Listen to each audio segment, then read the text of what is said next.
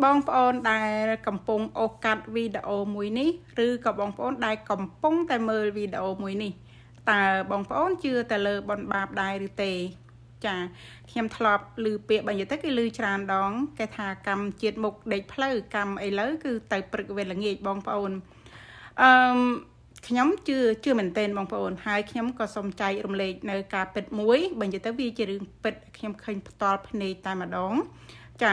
អ្នកភូមិផងគេហៅថាភូមិផងរបងជាមួយអ្នកជិតខាងណាធម្មតានៅក្នុងភូមិគេហៅថានៅតាមជនបទស្រុកស្រែគឺរឿងលបងរឿងអីហ្នឹងមិនសូវជាគេហៅថាមិនសូវជាត្រង់រលីងស្អីប្រហែលទេគ្រាន់ថាបោះបកគោល1 2ទៅដឹងថាអានេះព្រំដីទៅគឺរួចរាល់ហើយចាមានអ្នកជិតខាងម្នាក់លួចបង្ខិតបងប្អូនហើយបង្ខិតហ្នឹងគឺអត់ឆ្ងាយទេត្រឹមតែមួយចង្អាមទេបងប្អូនត្រឹមតែមួយចង្អាមទេកូនចៅដឹងបានតែ5ម្ដាយថាងគេលួចបង្ខិតរបងចូលដីយើងហើយអ្នកម្ដាយក៏ឆ្លើយប្រាប់ថាងអត់អីទេអត់អីទេកូនរឿងដីគឺធ្ងន់ណាស់កុំថាឡើយត្រឹមមួយចង្អាមសំបីត្រឹមតែមួយថ្នាំងដៃពេលដែលយើងជីករូងទៅក្រោមហើយលើកយកមកទូលគឺវាធ្ងន់ណាស់ចាបងប្អូនគាត់ក៏អត់មានរោរឿងអត់មានតវ៉ាឲ្យគេដករបងទៅវិញទេរំលងពេលយូរទៅអ្នកជិតខាងដែលលួចបង្ខិតដីបងប្អូនគាត់ក៏បានលាចាកលោកពេលដែលគាត់លាចាកលោកបងប្អូនចាអានេះពិតតែម្ដងគាត់មកពន្យល់សពប្រាប់កូនចៅគាត់វិញថាឲ្យរំកិលរបងទៅកន្លែងដើមវិញទៅបងប្អូនដឹងមូលហេតុអីនៅក្នុងការយកសពដែលគាត់ប្រាប់កូនចៅគាត់ដែរ